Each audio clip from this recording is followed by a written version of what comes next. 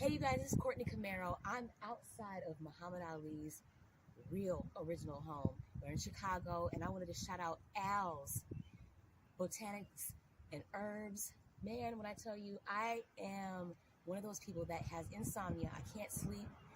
I can't focus on some days because I'm so sleep deprived, and this has helped. This is one of the mixtures he has that helps with sleep.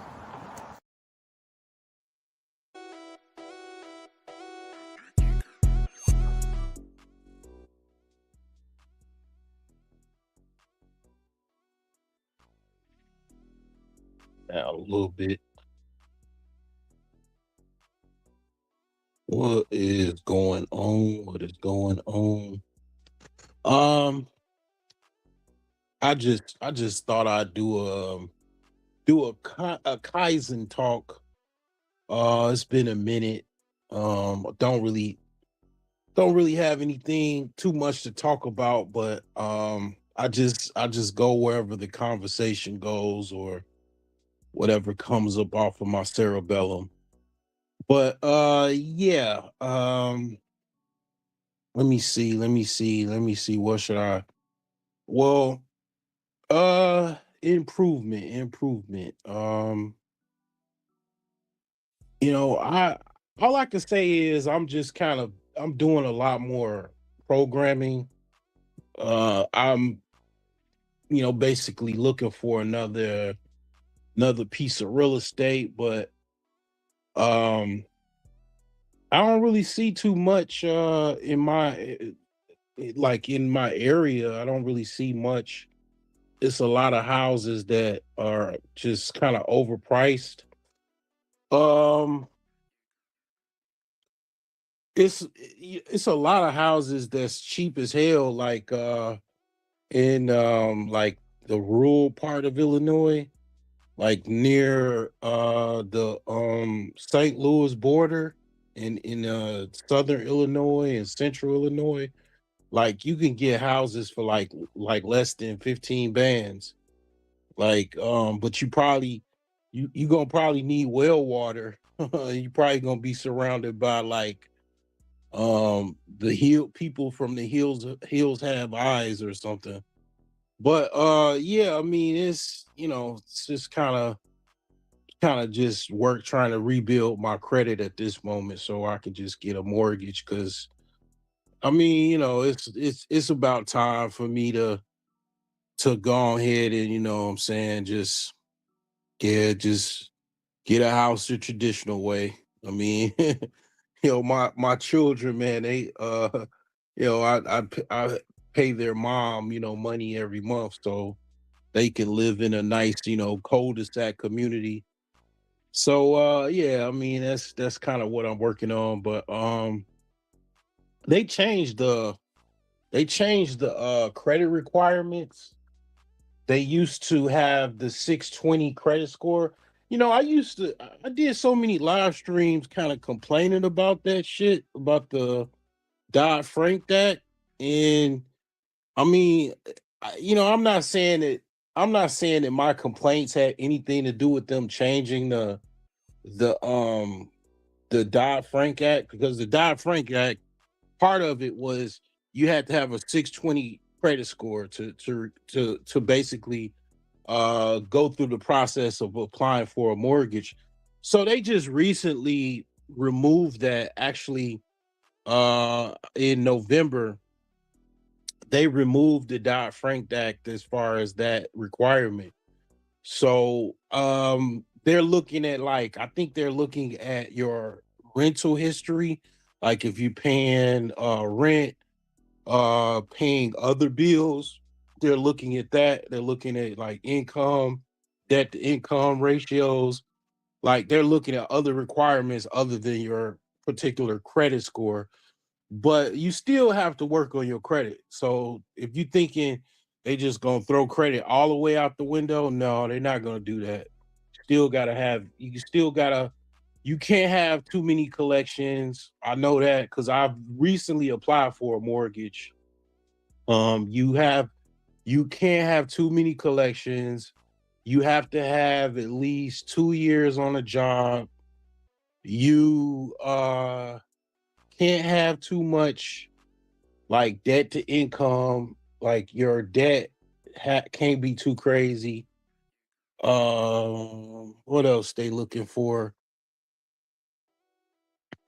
They looking at, evictions. They looking for foreclosures, bankruptcies, all of that stuff. So, if thing with credit repair is like I'll say, if you need help, go get help. Just get help.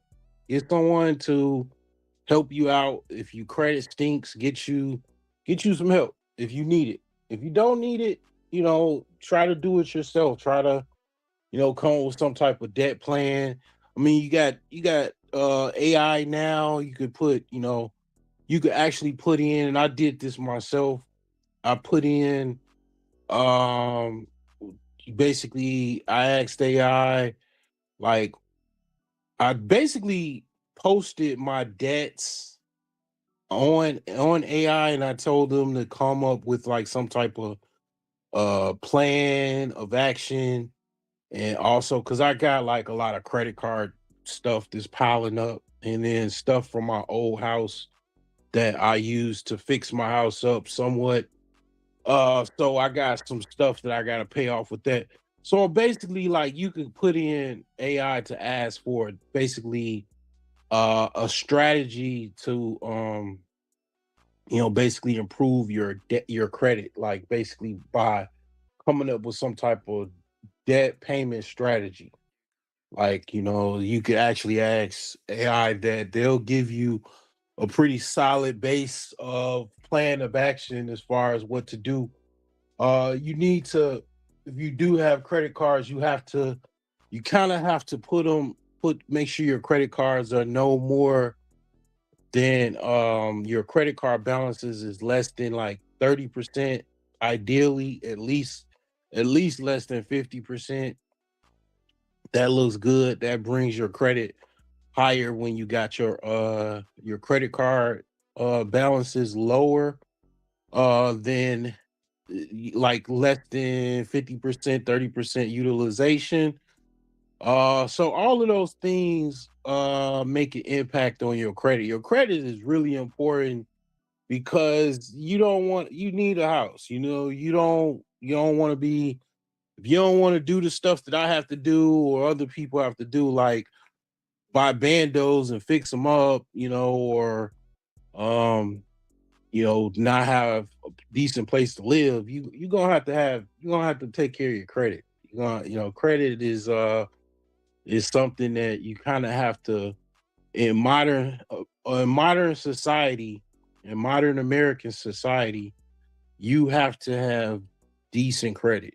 You really don't have any other options. Like your credit is like,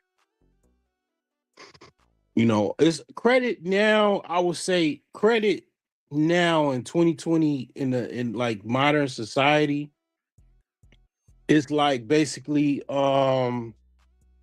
it's the equivalent of like basically being, what do they used to call it in like in Europe, where the Catholic Church would just basically admonish you.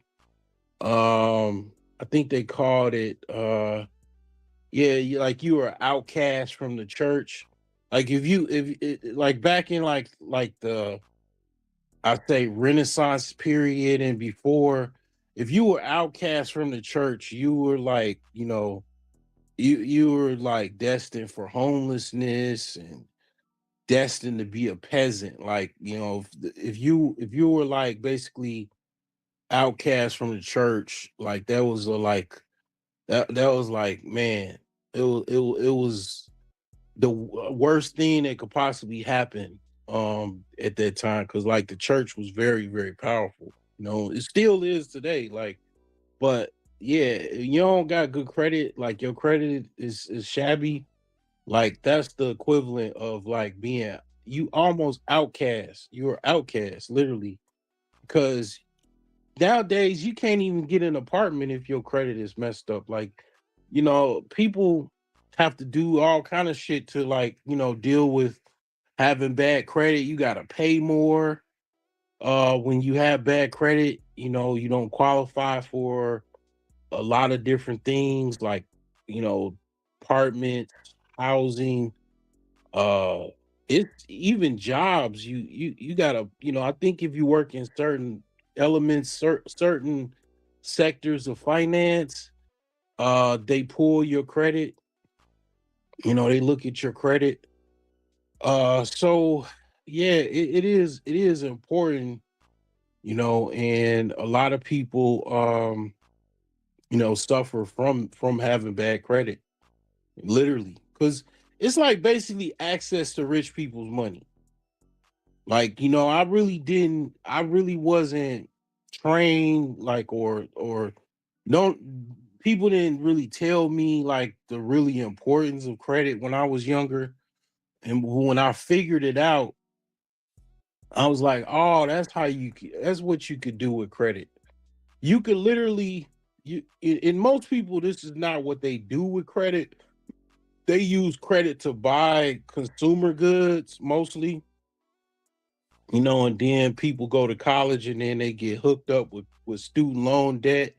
So you become a debt slave to the state, you know, by borrowing, student loan money to go to college, So the thing is like the best way to use credit is to use credit to invest in something that makes you more money. That's the best way to use credit. I'm not saying, I mean, people can do whatever they want to do, but that's the best use of credit, is to use that credit to buy something that's going to make you more money. Okay? Like, for example, um if use a credit card to fix up a house, right? So you fix that house up and then you put it on the market, sell it, then you pay back the credit card, and you make a little profit or whatever, or big profit, and you just rinse and repeat. That's the best way to use credit, because in essence, you're using rich people's money to make more money, to become eventually rich yourself. But see, this is not what we're taught in school. This is not what we're taught, from our parents. Like, most people's parents are no different than mine. I mean, my father didn't really use credit. He didn't mess with credit cards and all of that stuff. Like, my mom did, but she used credit to, like, basically like what most people do, to buy shit to look less poor or whatever, to fit in with all other poor people, all other broke people. And you know, I'm not criticizing people, but this is a financial channel, believe it or not, but it's not the best use for credit. I mean, I'm just being honest with you. The best use of credit, and of course, I got this really late, right? When I really figured it out, it was already too late. I already had bad credit. But when I realized, like, the best use of credit is actually to get rich, to use it to make money. It was like, wow. I realized that, and um I'll never forget it. I'll never forget it. Like, I didn't use my credit to um just buy consumer goods and all of that. But it's like, yeah, the best use of it is to invest, to make more money. Like, that's the best use of it. Like, literally, you know, use rich people's money to get rich. In a nutshell, in layman's terms, you know, that's the best use of it.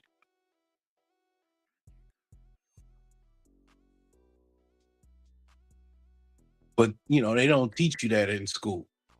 They don't teach you that, in even college, they don't teach you, oh, use credit to, you know, invest in, things and make money. Like they don't teach you that, you know.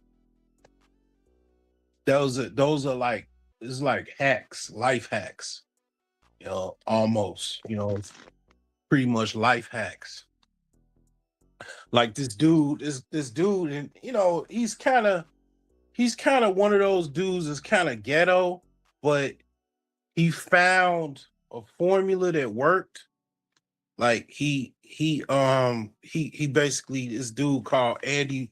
You probably seen him on your social media. You had to have seen him. If you're on Instagram or Facebook or even YouTube, you probably seen this dude. He goes by Andy Buys Houses.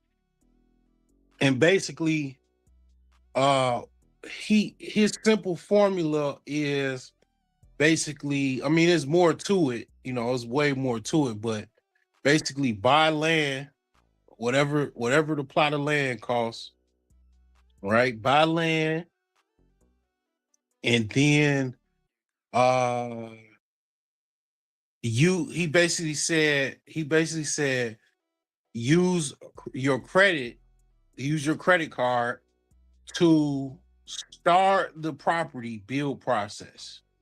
So I've never built a house from the ground up, but I don't really know how much that costs and everything like that. But you could technically get started with building the property, like the foundation.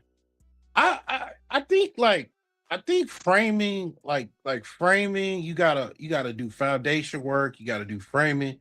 Like you probably could, if you got like a $50,000 credit card, you could max it out and probably get a foundation and the framing started. So like that's step two. And then step three is get a hard money loan to finish the rest of the build of building the house. And then by that time, once it's done, you put it on the market, and then you sell it, pay off the credit card, you pay off the hard money loan, and then whatever profit is left over, that's yours to keep. And then you do the process over again. Well, those things are not taught in business college. Okay. I wasn't taught that in business 101, I mean, I was basically class, a lot of it was involved with, you had to get a prescription for the Wall Street Journal. You had to basically create some type of stock portfolio, and then you had to manage it. Okay. Which is good. It helps out, right? First, it was like the first time I started like paper trading and got in the stock market. It was over 20 years ago. But the thing is like, yeah, like that's a way that you can invest and make money, using credit. And you have to have good credit to get a hard money loan too, for the most part. I would even say you have to have better credit. Your credit has to be better to get a hard money loan or private money, than to get, a traditional loan. So, that's just how that is. But that's kind of like what is going on there. I bought another car. My Nissan Altima, I sold that and I bought another car. But it's kind of tripped out because it's like, okay, I spend this money to buy another car, and then I don't even go nowhere. I mean, it's cold as shit. It's cold as balls outside. It's like 30 degrees outside or something. Like it's basically below Fahrenheit outside.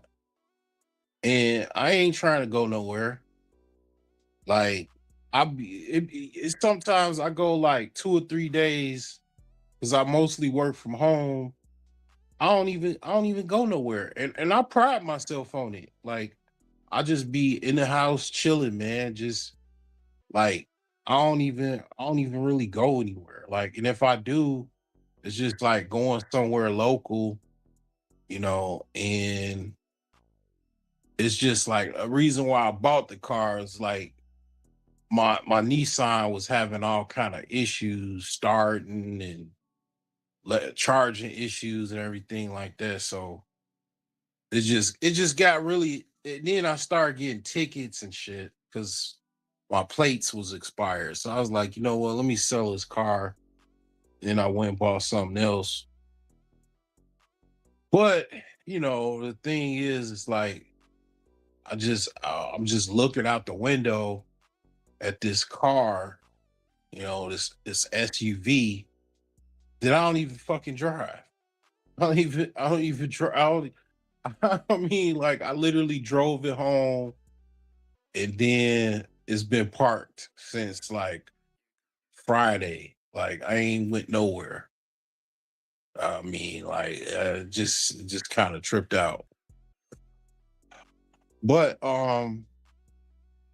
yeah, I mean, I've been using I've been using basically Python, AI, trying to basically make some money, what I'm saying? Like cracking the books, cracking the sports books. And um I mean it's going along, it's not perfect. I mean, but I am winning more than I normally do, than I did last year for sure. But I'm trying to scale that up or whatever. But uh I mean, yeah, it's things is kind of tripped out. Like I think I need to try to take another trip or plan another trip, like overseas somewhere. Like I think it's time for me to yeah, take plan my next trip, because think it's time, you know. It's kind of time for me to get on up out of here again. Think it's been like a couple years so far, or a year and a half for sure, since I took my last.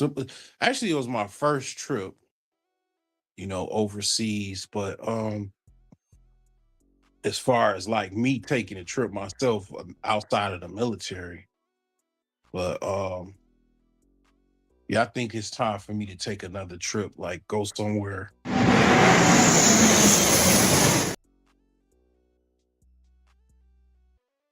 So I don't know where I'm gonna go, man. Anywhere but here, right? Uh, I don't know. I don't really know where I want to go. I'm sort of thinking like, okay, maybe I should go. Maybe I should go to Asia, somewhere in Asia, or should I go to Africa somewhere? Uh, it's either Asia or Africa. And I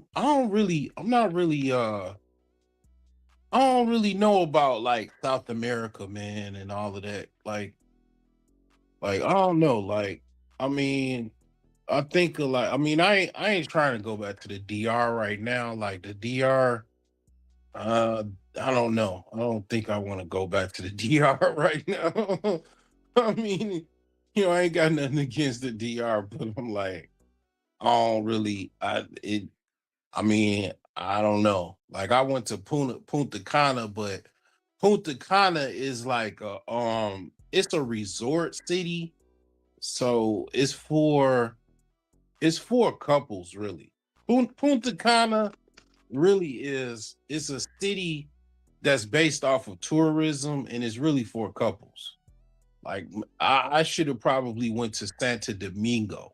And I found that out after I already booked the trip and everything. But I mean, it was nice, very, very nice.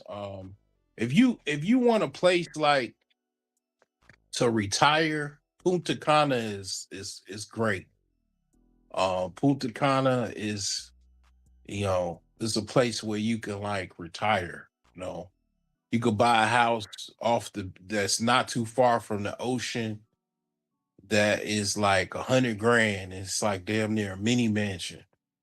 With a gated community.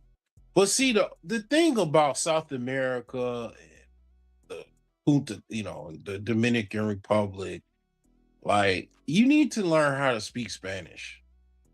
Like that's the thing. If you want to commit to travel, like you is a language barrier. And that language barrier is it was a problem when I went to the DR. Like I didn't speak Spanish that well. So almost at all. So it was like the language barrier was an issue. So it's like that's why I'm like, I don't really I don't really know like as far as do I want to go to, Spanish countries because I don't really like I don't know. I really to be honest like I really don't want to learn Spanish. Like I did take a couple classes when I was in college, but I know a little bit of Spanish, but it's like just really don't want to commit to learning Spanish. Like I don't know, like it's just not really my cup of tea. I'm not sure if I want to learn any language to be exact. Like if I did really want to learn Spanish, this is what I would do. And it's probably for somebody that could do it. Like I'm not the type that I could just go travel and then just stay because I got responsibilities. I got children. You know what I'm saying? Like can't just leave my children and be a expat. You know what I'm saying? Like it just I got actual. I planted seeds and I have children, so it's not like I could just go travel for months in or years and I'll be straight. Like nah, I got kids, man. I'm not a deadbeat father, right? So the thing is like if I really wanted to learn Spanish, what I would do if I could, I would go to like somewhere wherever, you name it, Panama or the DR, Colombia, wherever, and I would just get basically a girlfriend to teach me Spanish. That's what I would do. I would just basically have whoever I'm with basically just tell her teach me Spanish. And then probably in about maybe a few months, you're gonna start picking it up. And then you're gonna start, kind of learning the language. About 6 months or longer, you'll be able to probably be able to speak Spanish pretty fluent. Or if you don't want to do the girlfriend thing, you just get you a tutor, a private tutor. It probably ain't gonna cost you that much. Get you like a woman that's a teacher, a local teacher to teach you Spanish in private lessons. And then they'll be saying you probably pick it up faster. Probably instead of like 6 months, you probably pick it up in like 90 days. 90 days, you probably could be kind of somewhat fluent.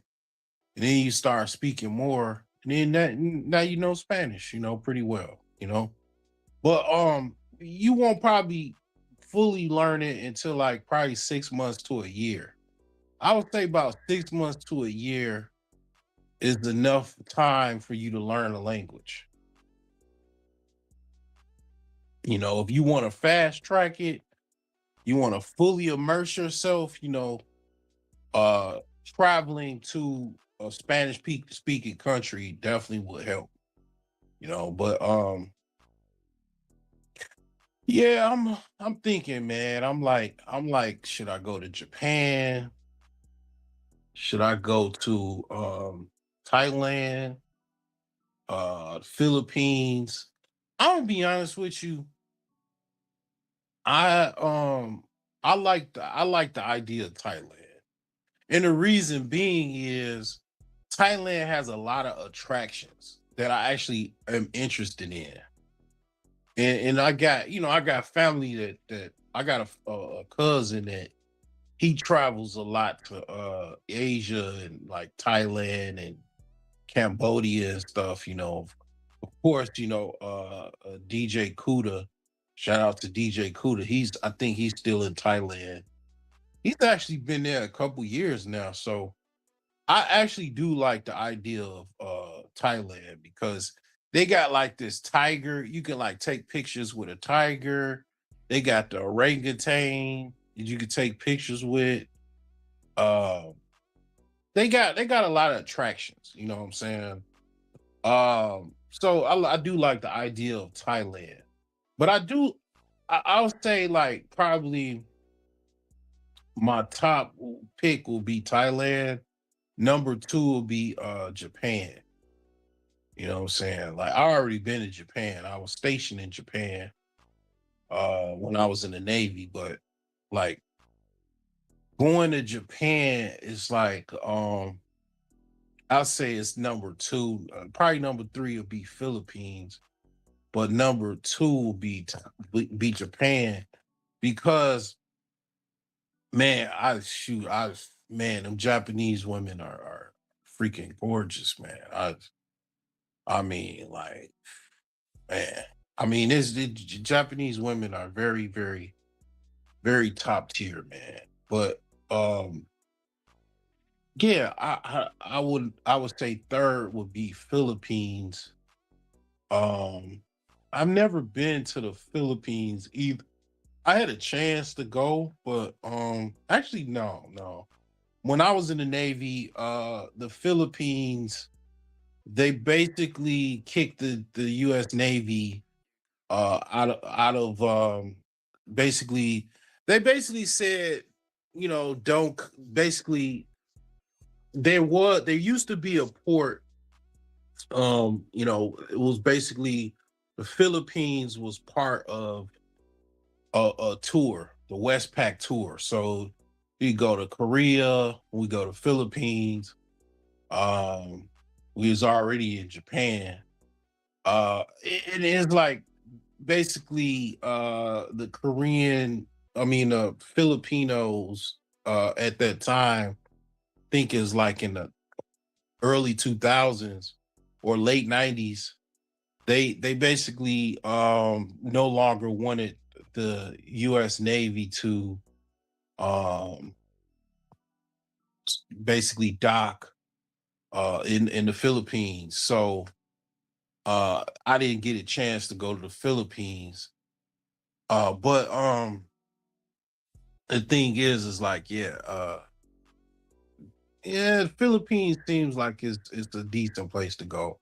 It kind of seems like it's more impoverished though. Like it's like maybe more poverty, you know what I'm saying, than probably the two out of the three or whatever. So I'm just not like, I don't know. I don't really know how it is as far as that. So it's like I'm not sure. It's a lot of like stuff that because I don't really know what the Philippines is like. I probably have to watch some videos or something, some like travel videos. But I'll say probably most likely definitely Thailand or Japan for sure. Um, it's like one of the things I was thinking about.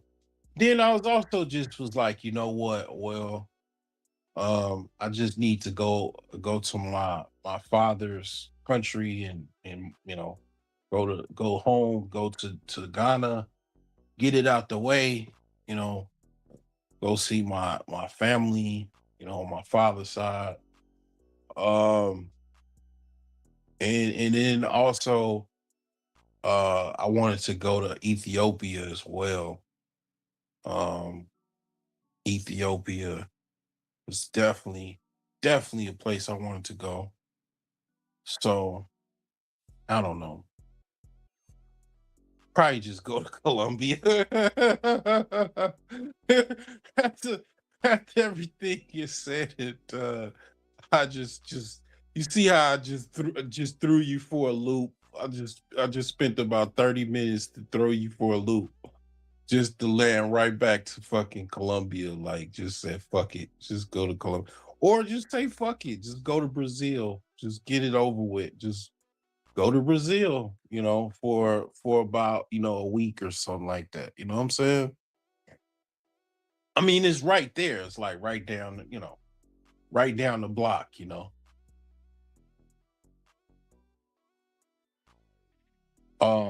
It's tripped out though with the whole passport bro shit. Like, I mean, obviously I ain't no passport bro, but I kind of feel like it when I travel. Like when I last traveled, I kind of felt, I ain't gonna lie, I kind of felt like a passport bro.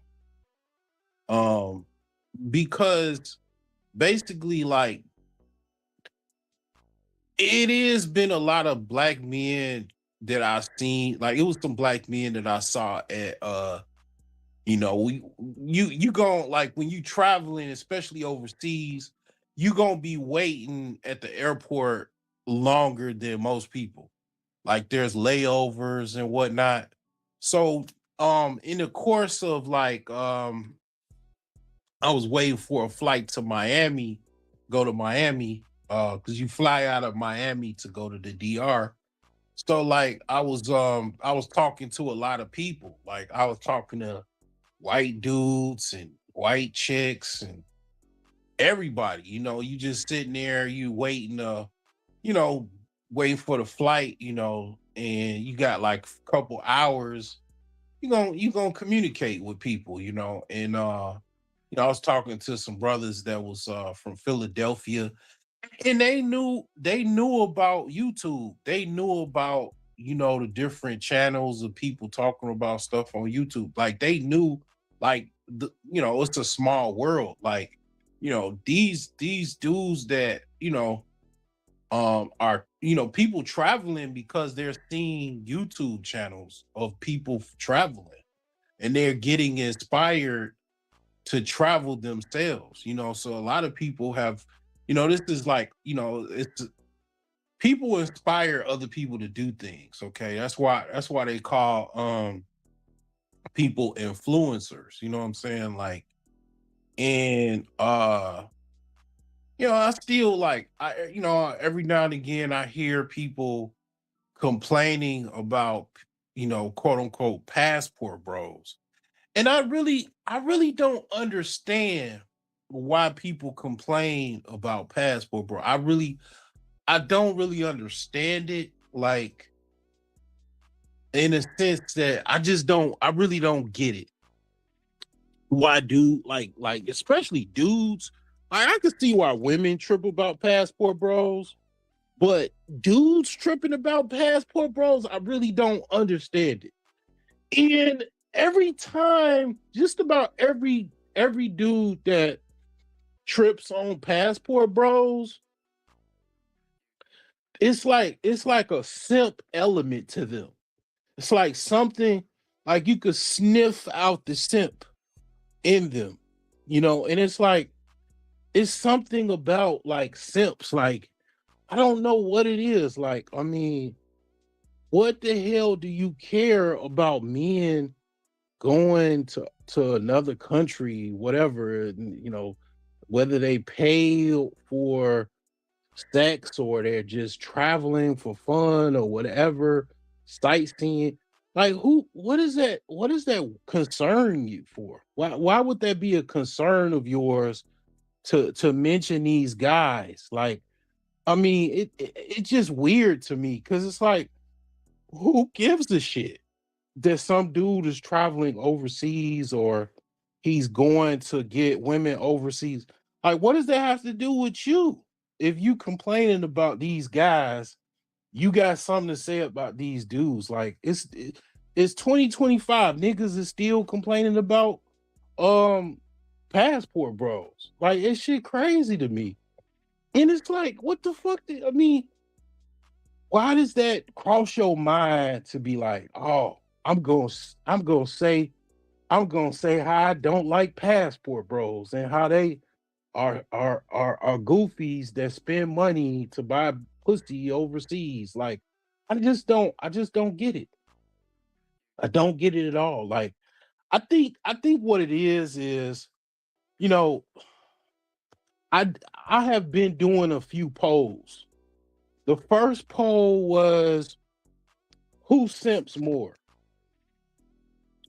and I brought a racial element to it, and it was like basically who simps more, black people, white people, Asians, Hispanics. I left no stone unturned, right? And according to the poll, about 25 people voted. you know Kudos to you if you voted. I mean, they don't allow me to vote. Like, I can like it. Like, I can like posts, I can like videos, but I can't vote on my own polls. They don't allow that. So this I had no input on the voting. Okay. So they said basically it's a tie. Okay, basically whites are the most simps at 68%. That's pretty. It pretty much. White dudes do simp. They do simp the hardest. They got a lot of money. Okay, white men have a lot of wealth, a lot of resources, financial resources, and they do be simping. Yeah, the white man. I've said it many times. The white man is the king simp. That's why women want to be with white men also, because they simp. They simp a lot. Like, it's like almost in culture. They're almost enculturated to simp. Like, it's part of their culture to be a simp. You know, it's and a lot of white men are have a lot of violent simps as well. Like, they be like, if the relationship goes sour, and then I made another post with the white dude shooting the entire family, including the dog, and the white people was pissed off about that shit. It's okay if you talk about blacks. If you talk about blacks all day long and twice on Tuesday, they don't give a shit about that. But as soon as you throw it back at them, their face, they making posts, they making comments. The point of this, what exactly? You know what the fucking point is, motherfucker. What you think is the point? You know, you I mean, I would say at least once a week, or very much once a month, some dude offs his entire family. Even black dudes be offing their entire family. I remember when I was in Indiana, like, I noticed a lot of dudes, they was like killing they spouse and all. Like, I posted on my community tab, like, when, like, different articles and stuff. But when I was living in Gary, I mean, I did notice some things. And I did another poll. Let me break down the other one first, though. Like, yeah, blacks are second as far as simps, and the voting is like 12%. Hispanics are 8%, and Asians are tied with blacks for being like number two simps. And I would this, and it's not that many people will engage. I have very low engagement. Um, I don't know. You know, I guess my introverted ways also show up on the internet. my my introverted ways, it does not, it also shows even on the internet, right? But the thing is that I think Asians are second. If I was to say who's the most simps? Definitely white people or white men are the biggest simps. Yes. Number two, I would have to say Asians are behind whites. And then I would say probably number three is blacks, and then Hispanics fourth. But I don't know, man. It's you think of simps, man. You gotta understand. I mean, I definitely think black people are simp more than Hispanic men. I have to hold that L and actually, point that out is like, yeah, that is true. I do think that probably Hispanics probably simp the least out of all men. And I don't know, maybe I need to like really do some analyzing of that because, like, yeah, I definitely black men simp a lot. Yeah, we do simp a lot. But Asians, I think simp more than black people simp. I think Asian men do simp quite a bit for their women and all of that. And it's like it's really, I don't know, like I'd have to say Asian men simp pretty hard too. Like, I mean, I would even say Asian men probably simp harder than black men, but I don't know. It might be on to something with that. I mean, they're tied as far as the votes on the post, but I don't know, man. I think Asian men do be simping pretty hard. Like, I mean, they be going out of their way to simp. Like, I mean, I don't know. I'd have to think about it though. But black men do be simping hard though. Definitely be hard. I mean, the latest news stories, you can not absolutely tell they be simping hard. Like, so I asked, and I got 15 votes. What region has the most simps?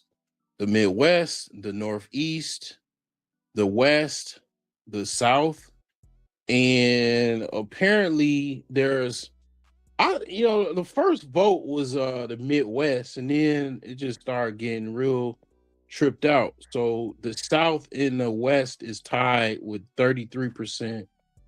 Then the Northeast is second with 20%, and then Midwest is 13%.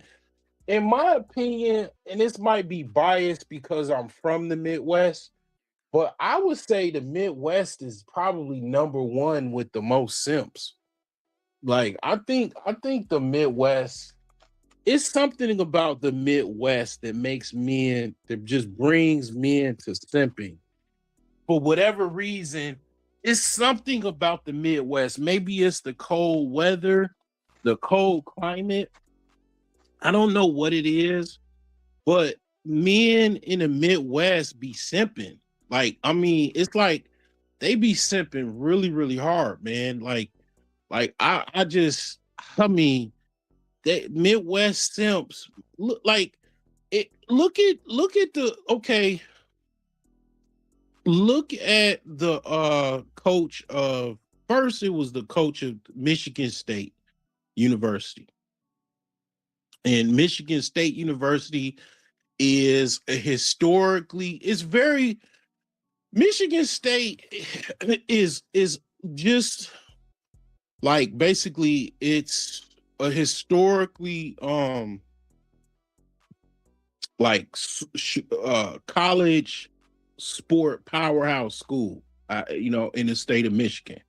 It's on par with the University of Michigan as far as collegiate wins and championships and having star players and stuff like that. They give Michigan a run for their money. But Michigan usually, the University of Michigan is usually it's better than Michigan State. Okay, but Michigan State is definitely second as far as an entire state of having the best collegiate teams. And the coach of Michigan State, I forgot his name. I think it was Mel Tucker or something like that. I don't know.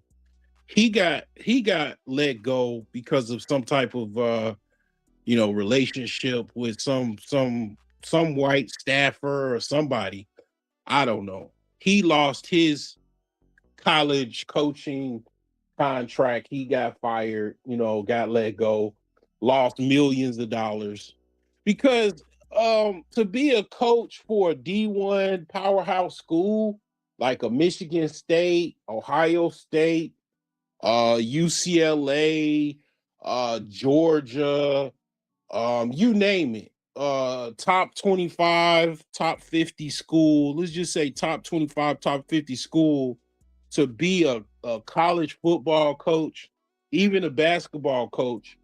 You could basically get millions of dollars being a NCAA Division One coach, especially if you're a coach for a school that is let's just say a powerhouse top 25 top 50 school.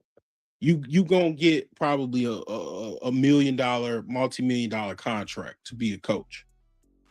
So he simped out. He couldn't control his urges. He got let go.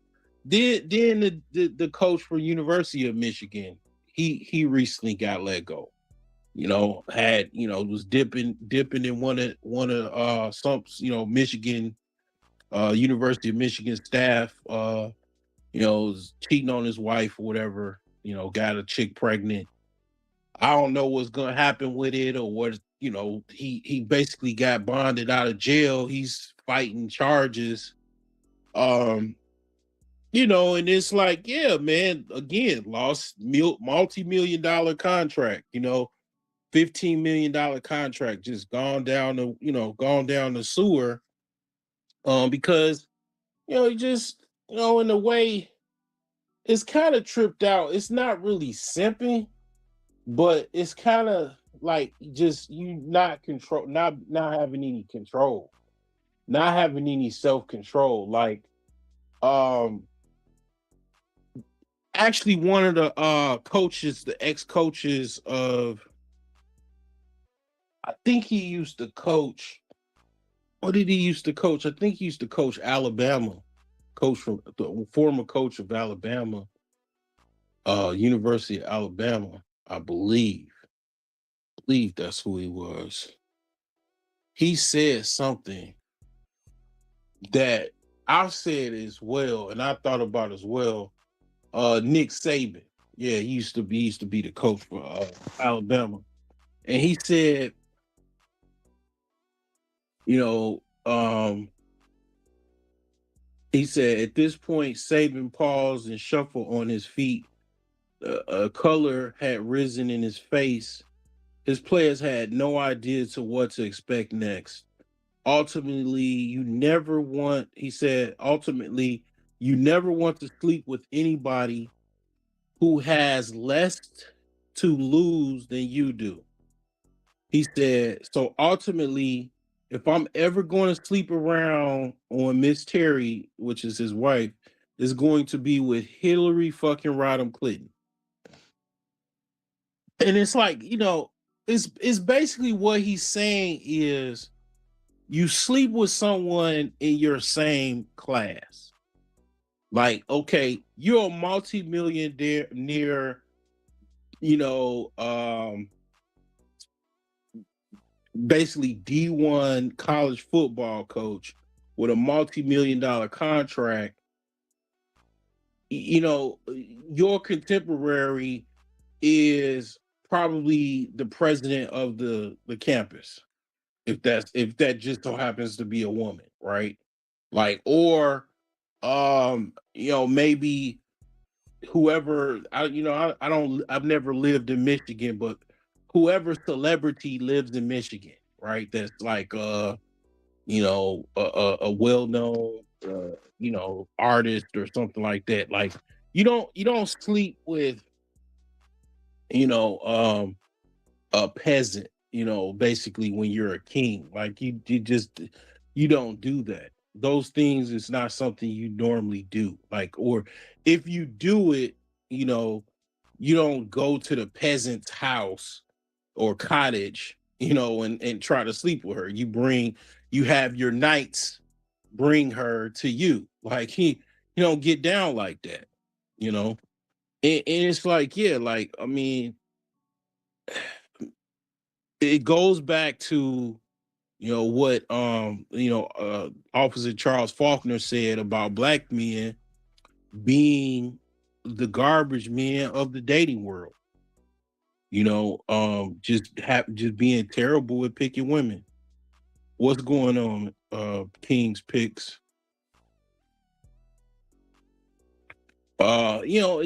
Terrible at choosing women, because like, yeah, you don't want to pick no woman that ain't got skin in the game as much as you do. Like if you're a million, and this is what I said with, like, people that join the NBA or join, they basically get in the league, whatever league that is. I don't care if it's MLB, NBA, NFL. You sign that contract and you a big name player in college or prospect or whatever. You sign them, that $100 million contract or $10 million contract. Now you are a millionaire. And in a lot of cases, because you got NIL money, a lot of college players getting NIL money. They're millionaires before they even get into the NFL. They getting contracts to, local dealership. They play for the University of Alabama. The local, dealerships, they could do commercials. They're big name defensive lineman that averages at least one or two sacks a game. They're a well-known player and they're helping their team win. Local, Mercedes dealership, they want that NIL, that player, they want to give him an NIL deal for, $500,000, then, maybe a shoe deal or whatever. It's who you could basically, they basically, the NCAA was pressured, a long time ago, like years ago, and they lost in court, that they had to relinquish, their, basically, before NCAA wouldn't allow players to use their name and likeness to make money. And they said, basically, I think like the Supreme Court or something basically struck that down and said that was unconstitutional or something. And the players, that opened up to where players can now use their name, image, and likeness. So you got some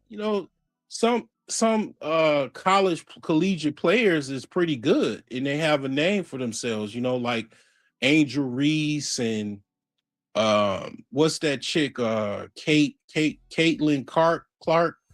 They had NIL money when they were in college. They had $1 million contracts when they was in college.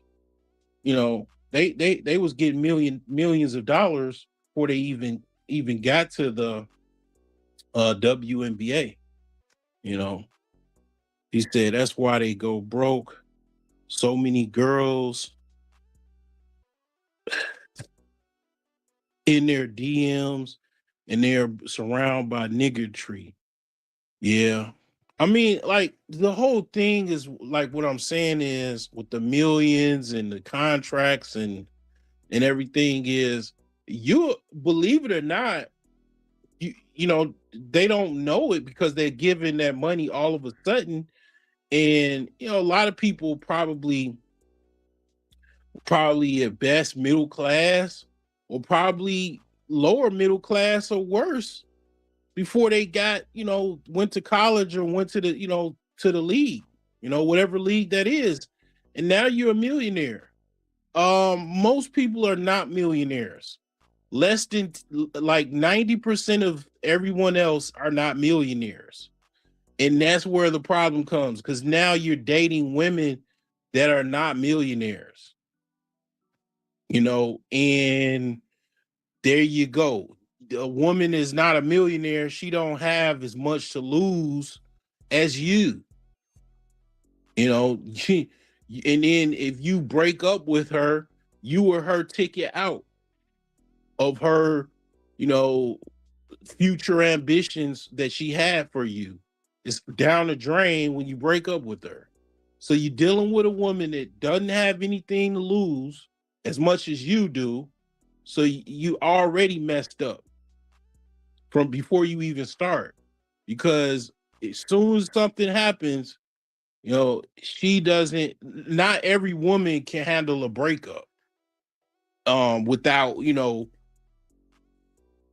basically a lot of times when women break when men break up with women, I don't know what it is, but I'm not saying that men don't do this either when they get broke up, but a lot of women, they don't handle breakups really well.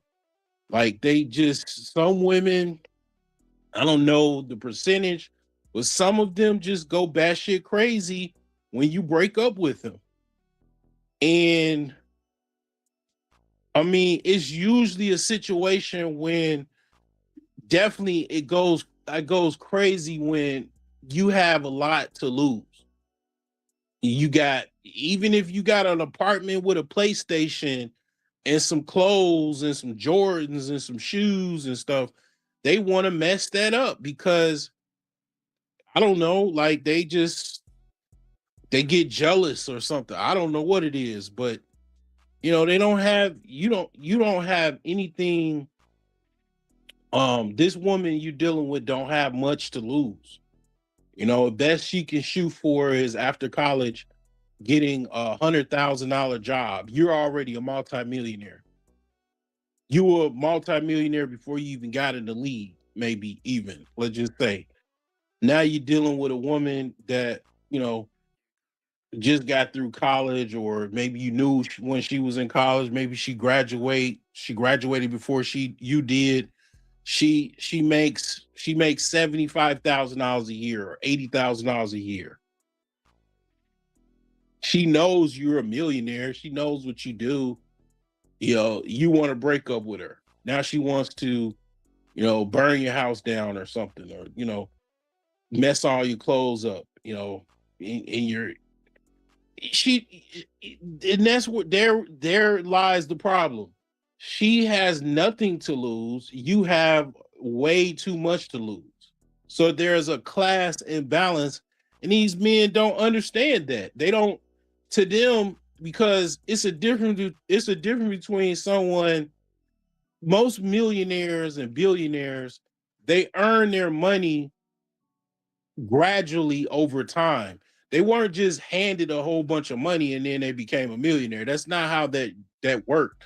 They worked their way up from being from $10,000 net worth to 100,000 to a million to 10 million.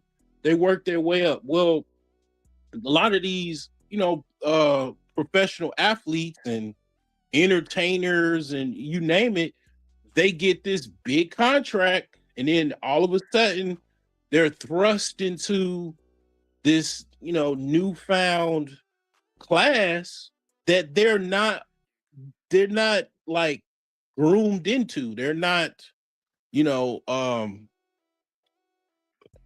they don't really know that much about that. In their mind, and I talked about this before, like in their mind, they're that dude that, grew up either in a middle class community or grew up in the hood, and those are their peer group, and that's all they know. So when they get the money, it's like you just gave a dude that's just from the hood a whole bunch of millions of dollars.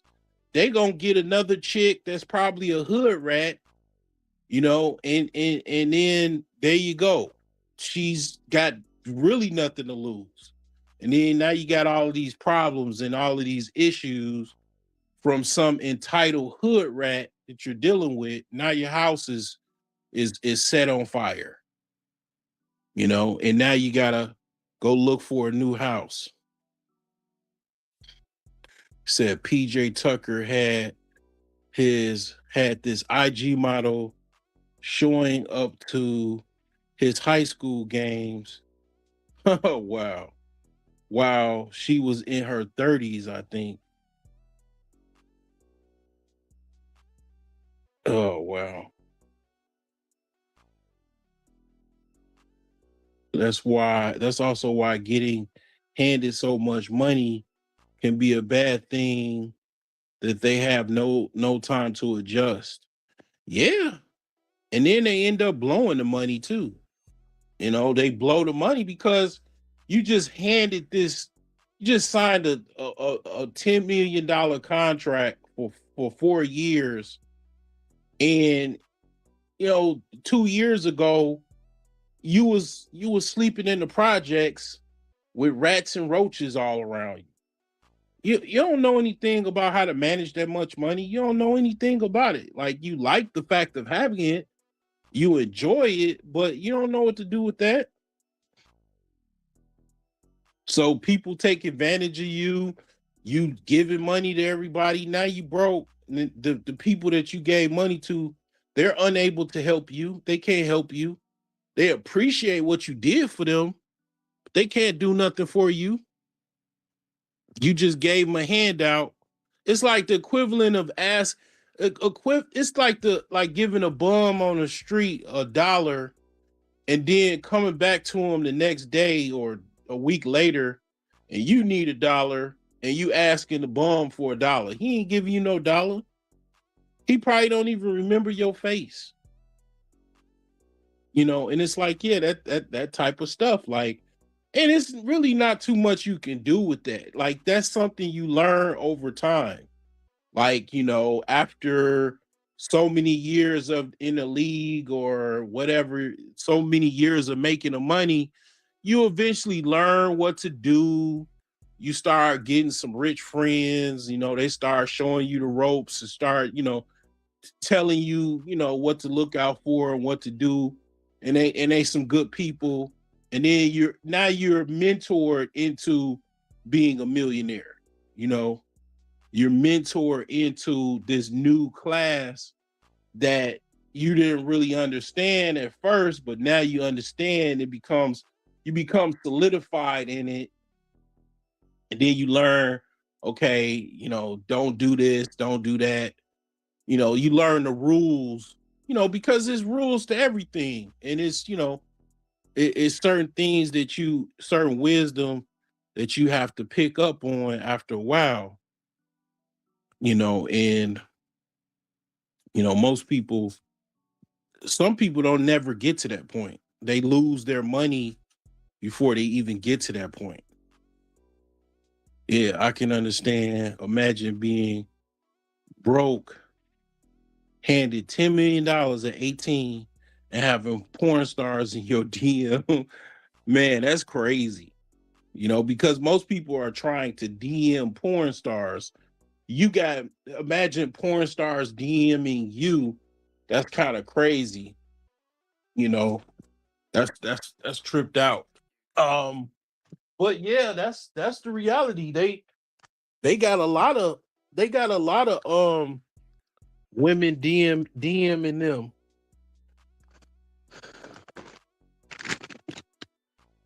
I mean, just imagine how many DMs a person like Drake or Chris Brown or Usher or anybody that would get on a day-to-day basis. Like, I mean, when you it okay, the average good-looking woman, she lives like a superstar because she's got DMs every day, nonstop, all day, every day, of men wanting to, do various things to her or wanting to get to know her or whatever, get her number, get her attention, whatever. That's the average woman, is just basically above average, maybe has some type of, like, she maybe have a nice body and she flaunts it. she flaunts it on Twitter or Instagram. Like, in order for a man to have that type of lifestyle, he has to either be some type of male model or a rich superstar or something like that. Ideally, some type of rich athlete or entertainer to have what an average woman or a below or above average woman with, like, let's just say a body like a stripper has. All a woman has to do is be above average and have a body of a stripper, and she has the actual reality of a man that is a millionaire athlete or entertainer. And that's the imbalance of how of I guess you could say attention, of what attention people get versus that. Like, the average man does not get anybody in their DMs but scammers and people trying to sell stuff. That's the typical man, what he gets. Like, and it's like women, even probably below average women, get attention, get way more attention, because men are just hunters and they're thirsty and they're horny. That's what they do. Like, I mean, it just is what it is. But yeah, it has to be something, to getting all of that type of attention. You gonna go for it. You gonna go for probably the best looking woman that's reaching out to you. You probably gonna try to hit all of them, you know.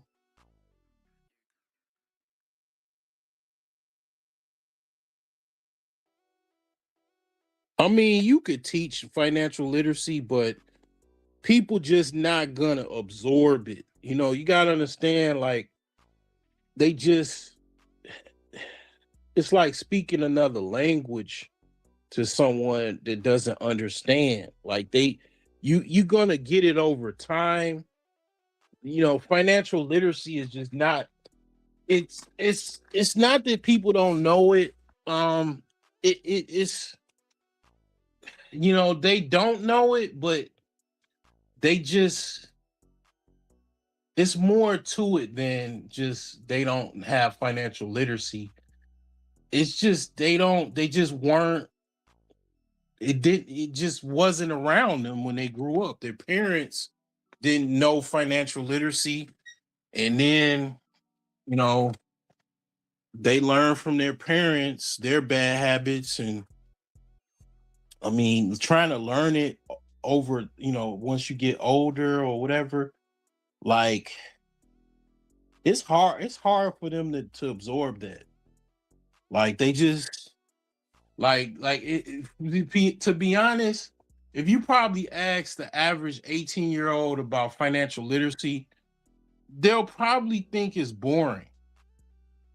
I mean, that's the problem that I have, trying to get through to people talking about finances and stuff, because it is kind of boring. But I mean, to be honest, boredom or not, the money that you make and the accomplishments that you can achieve financially is definitely not boring. I mean, it's so many things that you can buy now with money is just crazy. And the only way you can get those things is having money. If you don't have the money, you can't get those things. You can't enjoy, certain things, if you don't have money. And it's like, to be honest, having money is very, very fun. But it's like, these athletes and these entertainers, they get the money and just, like, just dropped on them all of a sudden. They didn't make it through financial literacy, like making the right financial decisions, saving, having a budget, investing, and then it growing over time. They didn't. That's the typical millionaire. What I just said literally is the typical millionaire or billionaire. You know, business decisions and all of that. Like, you know, it they get, they don't think like, oh, I need to invest and all that. It just doesn't compute with these people, man. I mean, even if you would have gave me 18 when I was 18 and it gave me $10 million, I would have blew it. Cause I was blowing through credit cards, buying, basically being a consumer slave. I wasn't thinking about anything about investing and anything like that back when I was 18. I didn't know that much about that. So, uh,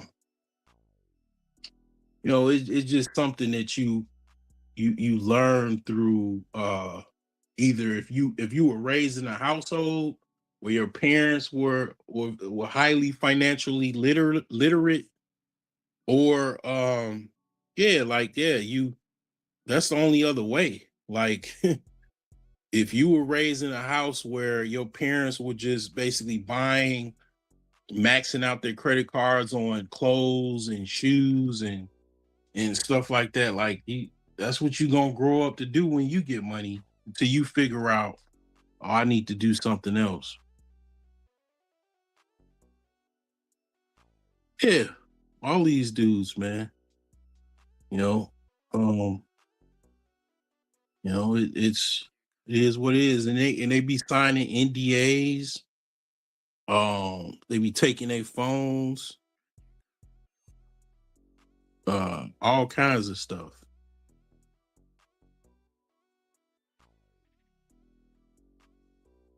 Yeah, having money is not boring.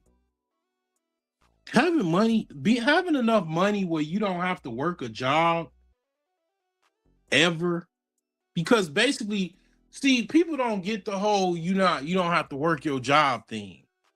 Like basically, when you have money, you can literally create your own job. Like, okay, what do you want to do? Uh yeah, I just, whatever you think about it, you can actually do it. And you can formulate a business around whatever you like to do. Now, some people say you shouldn't do passion projects. I say that if as long as it's profitable and you can make money, I mean that's fine. But I mean, basically, you could just basically, like, let's just take $10 million. You can take that money and a portion of that, let's just say 1 million, and you can whatever. Let's just say you like dogs, you could become a dog breeder and a dog trainer. Like you could create your own dog kennel. You can have dog trainers and then breed dogs, and that's your whole lifestyle, your business and everything. You probably don't even need $1 million for that. Probably can kick that off with $10,000 or 100,000. And it's like making money is definitely not boring. The idea of making money is not boring. It's actually it's actually fun. You know, it definitely having money is fun. And how do you make money? Ideally, financially being financially literate helps you make that money and help you retain that money. So I don't get the whole boring thing. I mean, I understand the concepts might seem boring, but the money that you make is definitely not boring. The places that you can go, the things that you can do with said money is definitely not boring. I mean, it just like, you know, most people just want a house, a nice car. They don't even want a yacht. Like, to be honest, even me. I mean, I've been in the Navy. I mean, I don't even know why I even. I mean, I know why I joined the Navy, but meals like a family tradition, but I have, to be honest, I somewhat have a fear of the open water. Like definitely the open ocean, like for sure. Or even open water. I don't the idea of me being out in the water, treading water is I'm not gonna say it's a fear, but it's definitely not something I want to fucking deal with. You know what I'm saying? And it's like I say all of that to say, basically, I don't want no yacht. I don't really care for a yacht. I don't be like, damn, I don't be like, damn, I want a yacht. Like I want a yacht. Yes, that's what I want. I don't even be thinking of that. I simply want a nice house or a state, you know. Like when you talk about estates, well, actually not really. Like when my idea of an estate is okay, you got a big old house like a mansion, and your neighbors are kind of spread out, not too close to you. And you got a yard that you got basically land, like you gotta hire landscapers, and gotta spend probably tens of thousands of dollars a year for them to maintain your actual landscape, because you don't just have grass, you have so much land on your property that you got bushes and shrubs and a garden and all of that type of stuff. Like that's all I that's like to the max, right? I don't need no yacht. A private jet, I don't even need no private jet, to be honest. Like maybe I can, nowadays you don't have to own no private jet. You can like rent a private jet, or you can like join like a membership, and you can use, the private jet whenever you need to use it. If that's what you want to do. I don't even need no private jet. I can just go through commercial. Maybe if I really want to fly fly business class or something like that, or first class, whatever. Like I don't need like all of the like man, most people, like I say, most people want a house, a nice house, and they want a car. Or no, or a few cars, or their favorite cars. That's it. That's all they really want. Like, and then they don't want to work their job. That's also a ideal thing. Like that's probably the top three things most people want. They want financial freedom enough to not have to work, and two, they want a nice car, or the collection of cars that they always wanted or want, and then they want a nice house in a probably area they want to live, or a house they want to live. That's the typical top three. I would say most people, if you survey, that's what they want. Well, that's what they have a desire. Then people, the whole yacht and the private jet shit. Like maybe some people want that, but I wouldn't even say most people even want that. It's like ain't not even really into that. Like that. The whole private jet thing is probably more. It makes more sense because most billionaires and millionaires made their money off of business, and private jets are used for business purposes for the most part, because you're flying into certain locations to meet people, network, sign business deals, present business deals, and all of that type of stuff. That's where the whole private jet stuff comes in.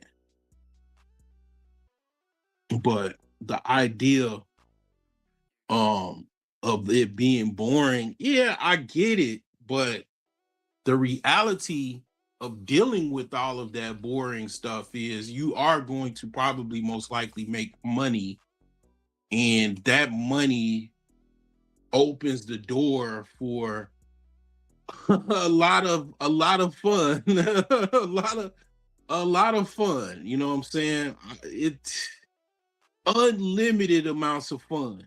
I mean, like I just don't get it. Like, what I'm saying? Like people just act like and I think it's because that's what people's mindset is.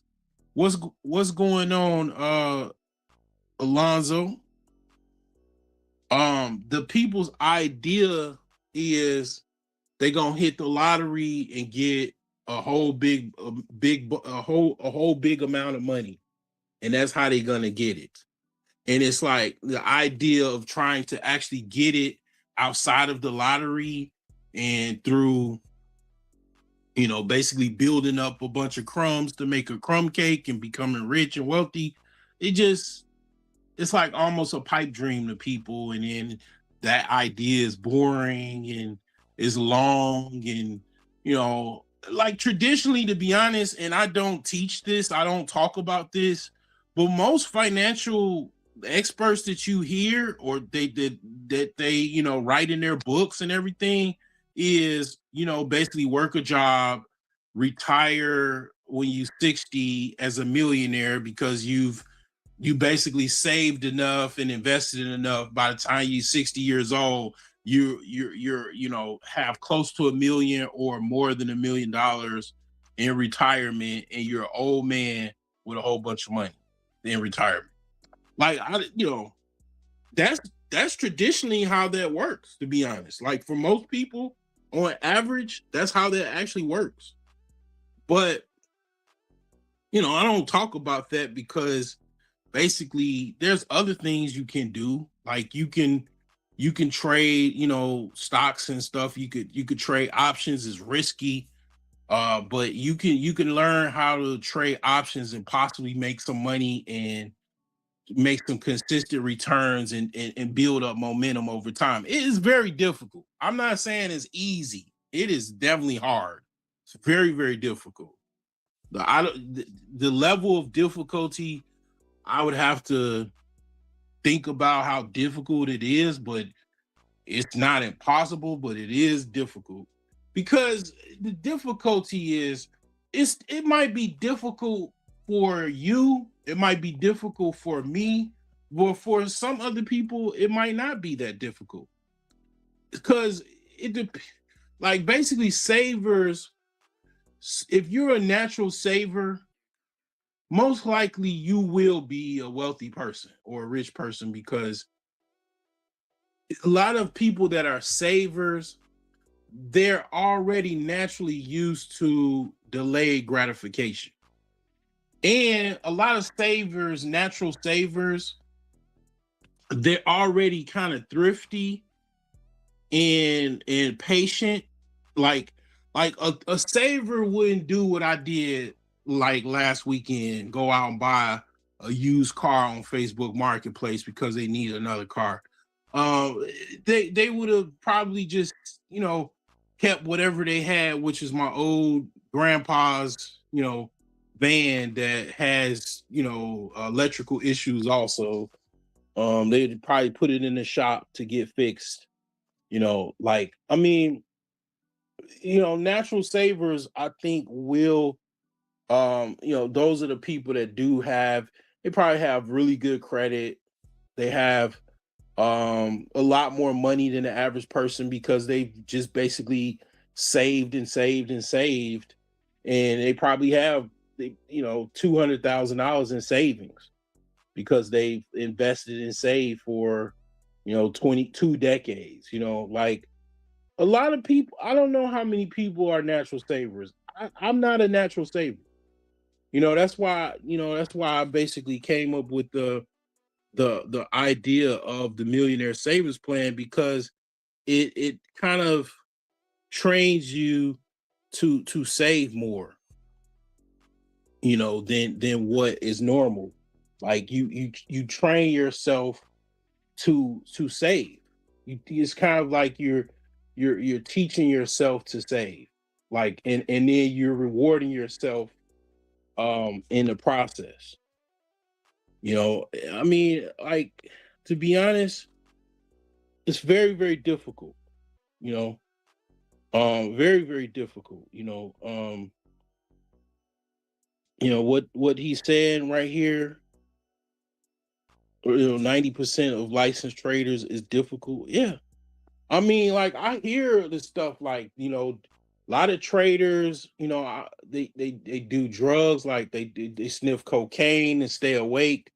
Like, you know, the only other people that I know that do that or whatever are like pilots.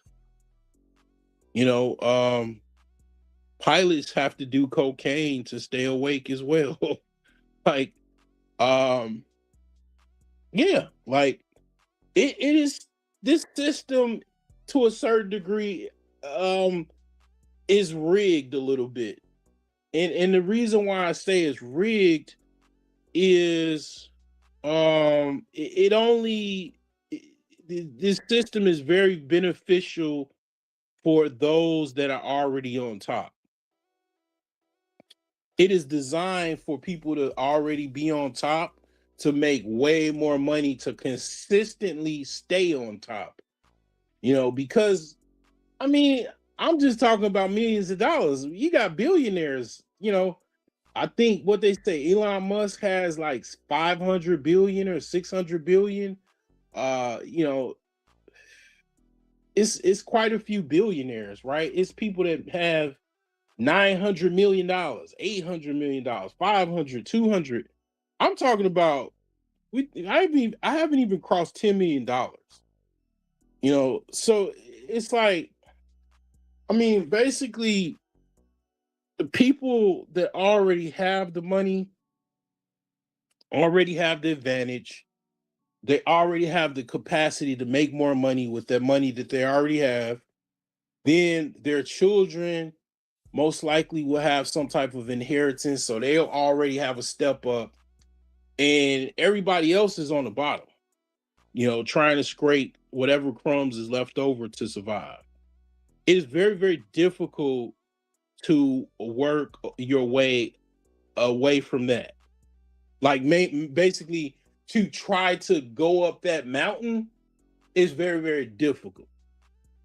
Because it just is.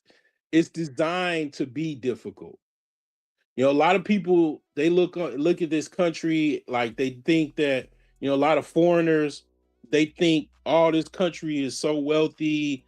Oh, I'm gonna make it to the top. I'm gonna be rich. Don't get me wrong. Many people have come over here to other countries and have done so. But many people, like even my father, did not make that reality of being rich in America. It is a way you could be rich in America. I would even say it's easier to get rich in America than some other countries like Pakistan or Bangladesh or something, but it's not as easy as people think it is, because it's a lot of hurdles that you have to climb. It's a lot of things that you have to overcome, and you're not just going to get some $10 million contract. The guys that get that, I mean, these guys are highly skilled. Not all of them, but they were at the right place at the right time. They had the right coaches. They went to the right school. They played the right way, and scouts liked them. They got skills. And they fit into the system. Then they get into the NBA or the MLB or the NFL. Not every one of them get multi-million-dollar contracts as well. Some of them got to work their way up. Like, it's quite a few players. They had to actually make a name for themselves, even in the NBA. Like, they were not well-known college players. A player that comes to mind that had to do that was Jimmy Butler. Jimmy Butler, basically, he had to work his way up from being like a bench player to, being like a six man to being like a guy that's in the starting lineup. It took him a year or two, couple years to actually make a name for himself. And then he started getting the big bucks and the contract, big contracts. Like it's the thing is most people are not getting that. They're not gonna get no contract. You're not gonna win the lottery and all of that type of stuff. Like it's a way you can make money. It's you can have a business, you can have a good system. It's a lot of ways you can make money in this country. Women can make money easier than men. They can use their feminine sexual wiles and make money. It's men and women have different lanes and stuff like that. So it's the whole point is you got to work from basically the bottom to the top. Like that's not easy. It is not easy whatsoever. And this is from someone that's been trying to do that for the last, I don't know, all of the years of my life. And it is uh it's not an easy process, you know, um, especially if you're introverted and you don't really like talking to strangers and you have trust issues. Like, though, it's kind of difficult to, go out there and try to make, things happen when you got those things to deal with. You got to find a way to make money the best way you can. And for a person with those combinations, the best way to make money is actually investing, being an investor, because you can kind of do your own thing and stay out of people's way, make your money, right?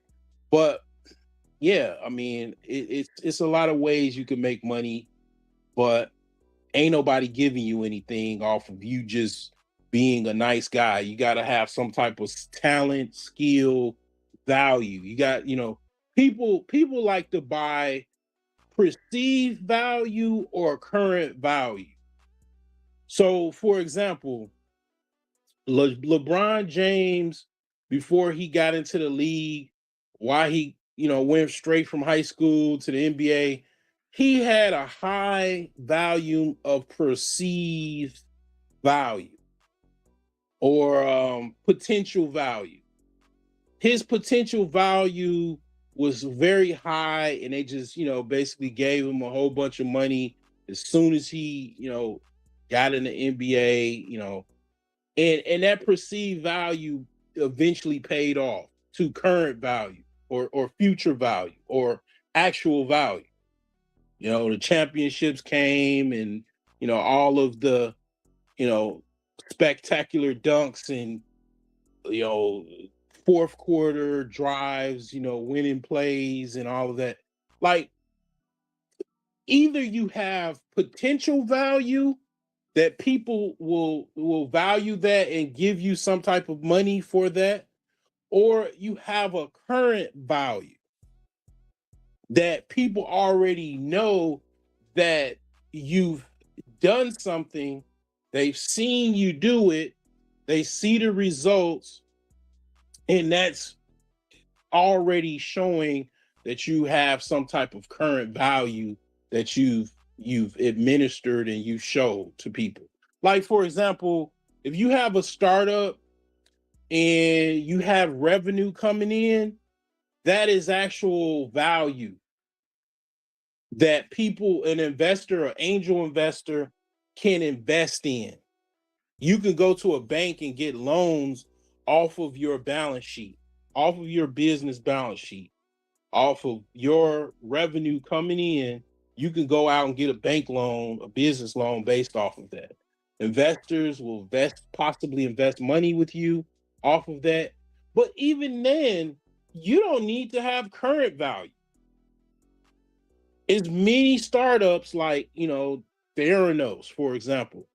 Theranos was a fraudulent startup, basically, but it was high in potential value or supposed potential value from investors. This woman promised her company was going to create some type of portable machine that was going to test the blood, give blood results in possibly minutes. That was never done before. They don't have anything like that. They still don't have anything like that. The machines that they have that test blood are these big mainframe, big eyesores that definitely are not portable.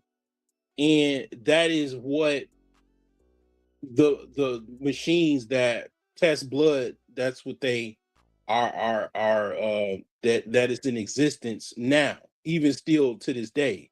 They have not come up with some type of portable blood testing machine. That perceived value that was not current value because she never curated a working prototype, and ultimately that's where the feds start closing in, and the investigation started, and ultimately turned out that she was defrauding her investors by lying to them and saying that she had a working machine when she did not have one. That was based off of potential value. So someone will give you money off of potential value, but it's a value system nonetheless.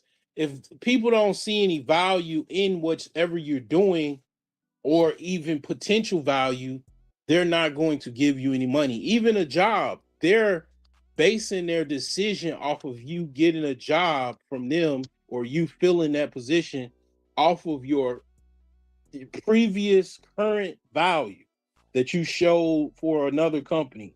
Or if you coming straight out of college, they see some type of potential value in whatever you could do. So it's an uphill battle, you know, because you know people are animals. Humans are greedy. The people at the top, they're already at the top. They're greedy. They want to control shit. They want to gatekeep.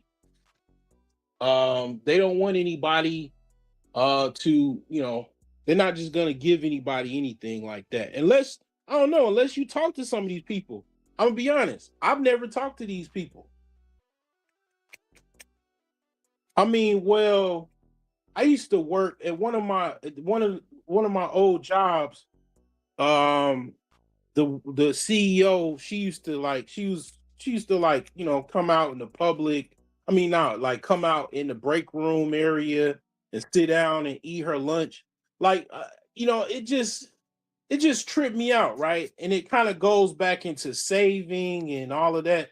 What I said before, this woman, she was the CEO of Mondelez. I don't even remember her name, but I've definitely conversated with her a few times, and I used to see her almost every day. This woman was worth over $200 million, and she's the CEO of Mondelez, and she used to bring her lunch and sit at the table like everybody else. I didn't even bring my fucking lunch. Here I am. I was making what, 23, $24 an hour, working at the help desk or the tech bar, Mondelez in Deerfield, Illinois. And she's bringing her lunch, sitting down, eating her lunch, and she's worth north of over $200 million. Her husband is worth even more millions of dollars. And it's like, I could have went to her and be like, hey, I just need $2 million for a startup idea. She could either say yes or no. But I never asked her, and I wouldn't have asked her. But the thing is like, I mean, I guess you could just go to a rich person or a wealthy person and ask them for some money. I mean, I guess just the same concept of trying to holler at a pretty woman. She could either say yes or no, right? I guess, right? But for the most part, I would say,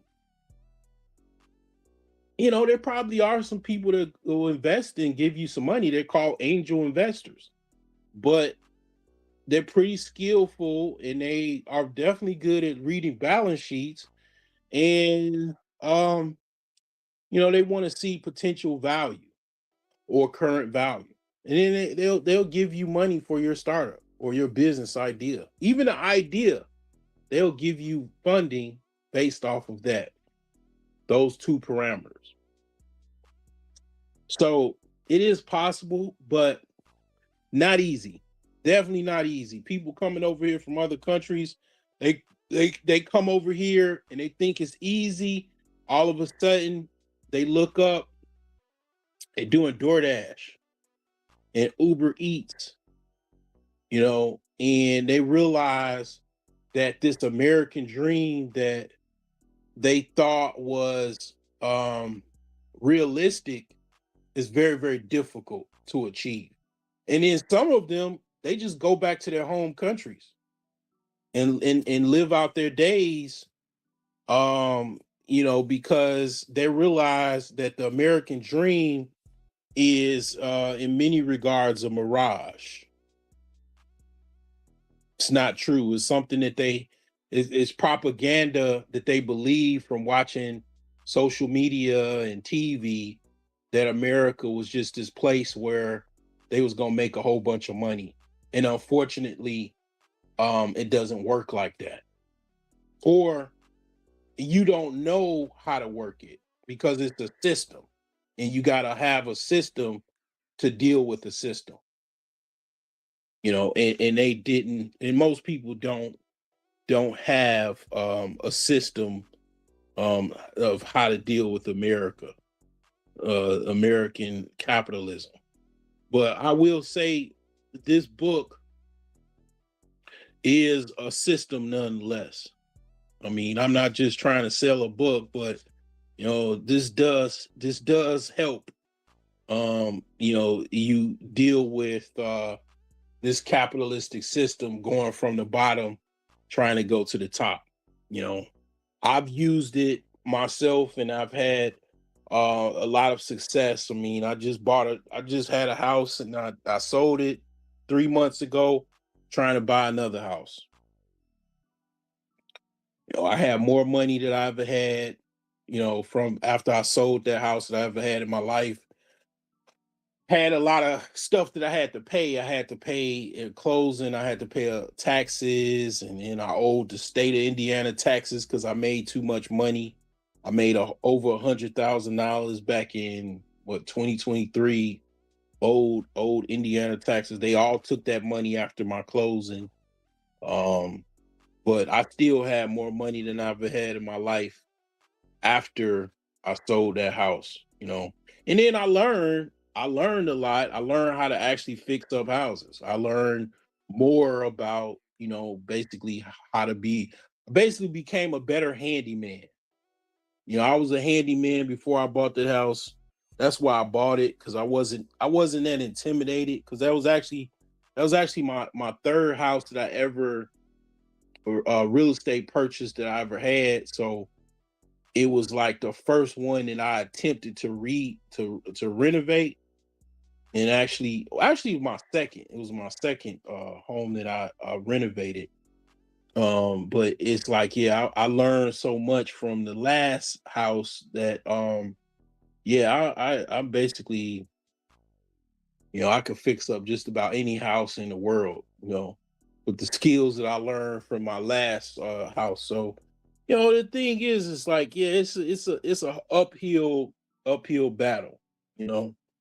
And if you have a significant other and and y'all both work together, it's even easier, because you have two incomes instead of one, or you have even a helper instead of just being by yourself, right?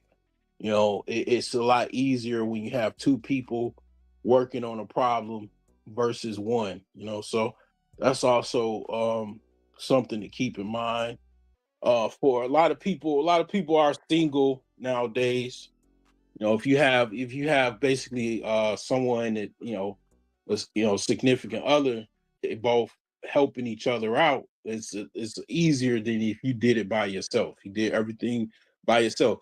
Even to be honest, I mean, to be a little graphic, even I mean, it's always better if you okay, even if your wife ain't making that much money or not making, she could not even be working.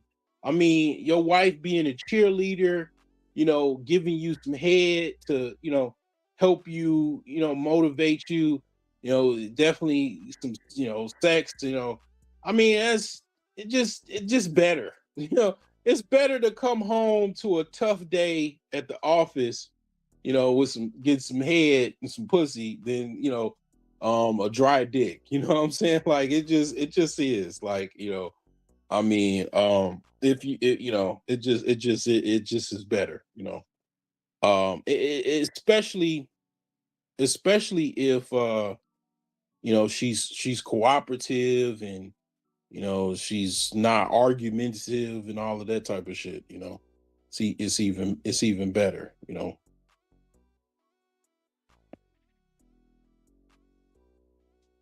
But um yeah, I think Midwest dudes are more simps, man. Because it's not that me. I don't know. It's like women don't really want to live in the Midwest. A lot of the women that I grew up with, they moved out of the Midwest. They live in Texas and Arizona. They live in Georgia. They live basically, close to the equator. You know what I'm saying? Like up north, because the Midwest is really up north. I mean, it's called the Midwest, but it's really like, if you want to be, really accurate, it's like middle north.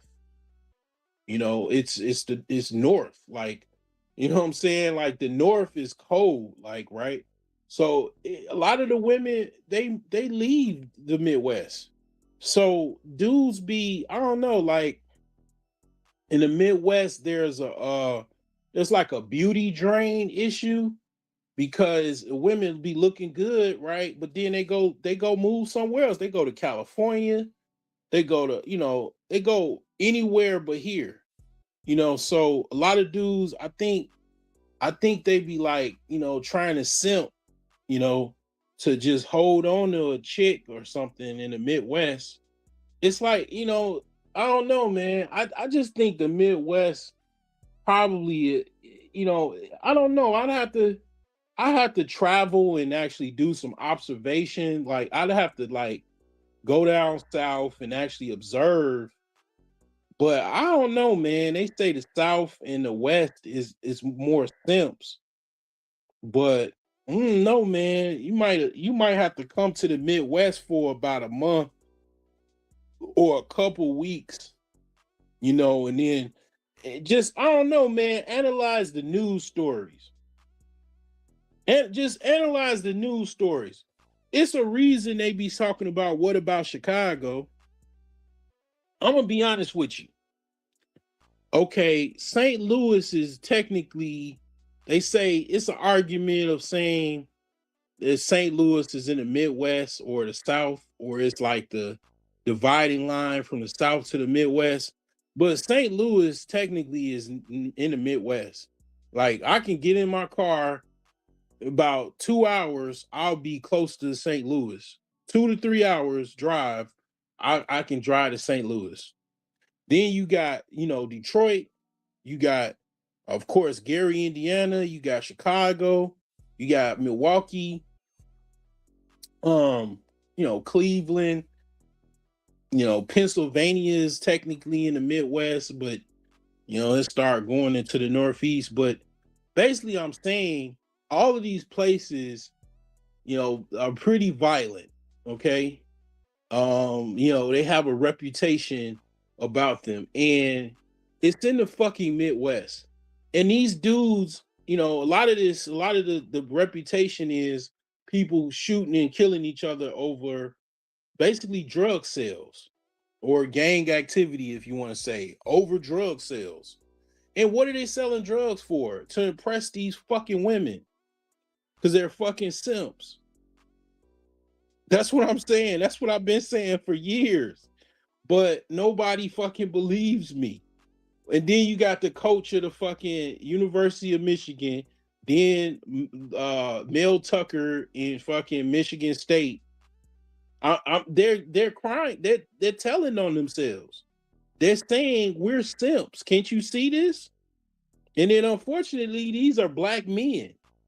And there's another coach that got caught. It was another coach that got fired in Ohio, I believe. A white dude got caught, but they swept that shit under the rug. I swear to God, they swept that shit under the rug. They ain't that didn't even make the news story. Like, it didn't even make the fucking social media algorithm. It was another coach that got another coach. Let me see what coach the other coach that got fired. I think it was either in Ohio or Michigan.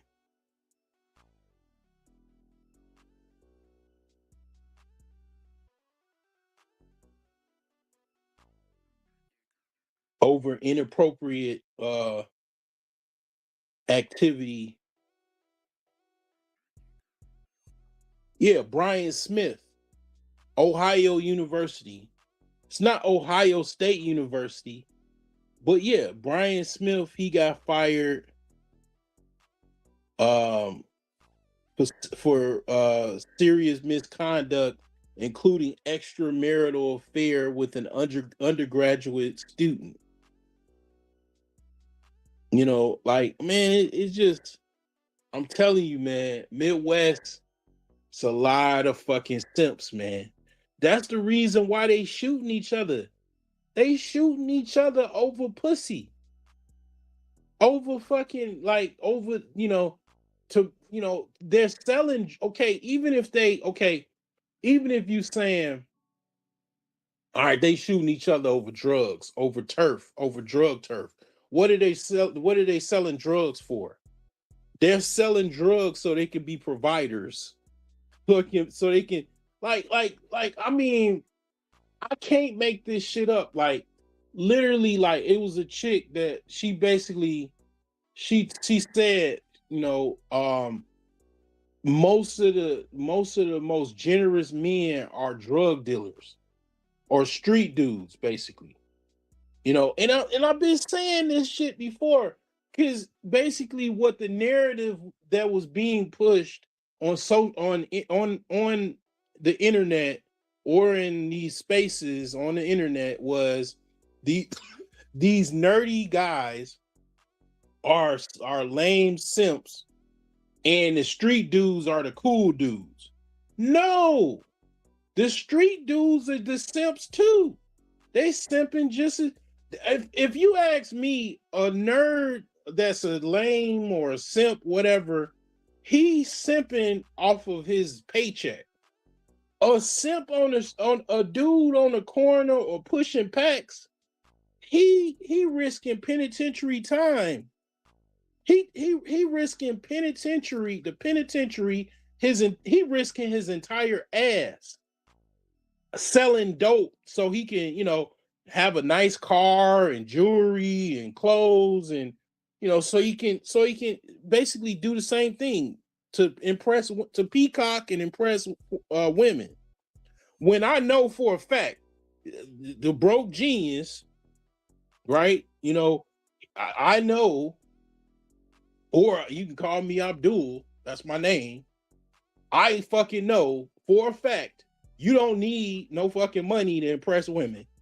All you need is your God-given fucking, whatever you have that impresses women enough. You know why I know? I've seen so many times the men that have hardly anything get women, and they don't have hardly a pot to piss in. Men in prison getting women. They in fucking jail and they're getting women, right? Like, dudes that barely have a pot to fucking piss in, have women fighting over him. And see, once I, because I observed this through my sisters, growing up with my sisters and their friends, and then I observed it from my friends. They ain't really had no money, they weren't rich, and I noticed, I'm like, damn, this is really interesting. You don't really need to have a whole bunch of money to impress women to be able to get with them and even sleep with them. That shit, once I realized that, I was like, wow. You don't have to spend a bunch of money on women and they'll fucking sleep with you. They'll do anything for you. And once I realized that shit, I was like, wow. Like, and then I don't understand why men go out their way and spend a whole bunch of money. But see, here's the thing. It's not just money that men simp on. Like, it's your time, it's dealing with disrespect, dealing with women that constantly are argumentative. I mean, just a lot of different, mainly disrespect, absorbing disrespect from disrespectful women. That's simping too, because that's actually worse, because when you're dealing with that on a constant basis, that's actually harming your spirit and your soul. That's harming your mental, your basically your mentals, like it's like it messes with you psychologically. Like, so you absorbing a lot of stress, unnecessary stress and whatnot. That takes a harsh toll on you, as a man. It's probably worse than paying money, dealing with all of that stress from dealing with that. So that's simping as well. That's why I really go hard on like the whole idea of simping. It's not just you spending a bunch of money or taking penitentiary risks. Like, you just, the whole idea is you putting up any type of capital, whether it be you dealing with her problems and issues that she's throwing at you. Like, I'm not saying all women are, argumentative and disrespectful, but a lot of them are. A lot of them are. And a lot of men absorb that, and they pay that toll in order to deal with and keep a relationship with these women. And that's simping. And it's like a lot of men they're not taught that or not told that. But yeah, that's definitely simping, because you're absorbing basically a lot of unnecessary stress, because that's stressful to be arguing with women and women cussing you out, and you walking on eggshells when you in the house and you don't even want to come home. That's stress. That's a lot of emotional labor and stress, and absorbing that just to keep the woman in a relationship with you, to keep her happy. That's definitely simping, brother. That's simping. You're a simp, because you're paying a psychological toll to keep that relationship going, to keep that woman happy. You might not have no money, right? And you thinking, oh, I got a woman, I ain't got no money. But no, you paying more. You paying more than money, because that stress is gonna eat your ass up. And stress, man, that shit could morph into all kinds of things. You look up, next thing you know, you got fucking cancer. Because you've been dealing with stress for years and decades.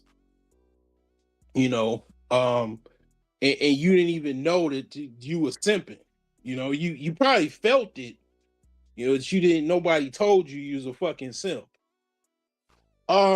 So it's a lot of men deal with this. A lot of men deal with this in private. They don't feel comfortable talking about it because they're embarrassed. and a lot of men don't want to be single. They can't be single, so they just deal with it, and then they got kids, that makes them want to stay in a relationship and everything. But this is all I'll say, from a man that dealt with this and I had to leave this situation. Okay, your kids, it's a difference between your kids seeing your ass in your funeral when you fucking, you barely crossing 40 or 50, and then they're seeing your ass, they're eating the chicken in your fucking repast because you done dealt with decades of stress from some unruly bitch that you was married to, that you was simping for. And then now, okay, yeah, you were able to see your kids when they was adults, but your kids saw you unhappy, being disrespected by a bitch that if she was a man, you wouldn't tolerate that for 1 second, the disrespect. But you were taught, probably, I don't know, by somebody, to absorb that disrespect and pay that cost, and absorbed all of that, stress. And over decades and decades, now you got high blood pressure. You probably, drinking, smoking, and then that shit morphs into all kinds of other fucking problems and diseases, and then ultimately a premature death. We could go metaphysics with it. We can go in depth with it. You're dealing with a demon. The consequences of you dealing with a person that has a demonic possession over them, and they taking taking it out on their demon. Their demon that got control of their body is taking it out on you. Like, that shit, man. That shit's, that plays a toll, man. It's a heavy toll on you, you know. And because you don't want to lead a relationship because of whatever XYZ. Ultimately, everything's gonna catch up with you eventually. After a while, the universe will make you leave that relationship by ultimately you leaving this earth. I would say it's better for me to have a healthy, sustainable life, long life as I possibly can, versus a shorter life dealing with an unruly, demonic bitch. That you think you just basically take it day by day to try to keep this bitch happy, by staying in a relationship with her and absorbing the disrespect. And then here's another thing. I'm not saying this is not a racial thing. A lot of women do this. A lot of women, and it crosses all color lines and ethnic lines and all of that. But it definitely doesn't help. Because when women see that they can, women see that they can get away with this, then other women try to do it. Then then you actually training your daughters. Their daughters seeing their daddy get disrespected by the mama. So then they grow up and then they start disrespecting. This is why these women today are so disrespectful, because they saw their mama getting away with murder. They saw their mom disrespecting men. They saw their aunties, they saw their older sisters disrespecting men and getting away with it. And then they ultimately grow up and do the same shit. Because some spineless simp worm allowed just wanted to keep the family together and stay in a relationship and pay the cost to be a simp by absorbing disrespect, continuous disrespect, from some long-term relationship or marriage, and that's how that shit the cycle continues. So it is a big deal. Like a lot of dudes, they don't see the role that they play in this cycle, that ultimately will be disastrous. And you seeing the disaster right now. America is literally socially crumbling because of family breakdown. Because a lot of these relationships don't last. They don't, it doesn't work. Most men do leave these relationships with the unruly woman. Then she has to learn. Some of the women, they have to learn, how to shut their mouth or not be disrespectful. Or I don't know. Then they get in another relationship maybe, and then they maybe calm it down because they know this man is gonna leave their ass. You know what I'm saying? Like they figure it out, or maybe they get older or something. I don't know. But the thing is that a lot of this is based off of just how society is, and it definitely is one of the reasons, of many reasons, why this society and this country is falling, because um basically men and women are out of hand, and for one reason or another, men allowed this. A lot of what people individually, this is what people do, right? People individually, they simp privately and individually, right? But here's the thing that men don't understand.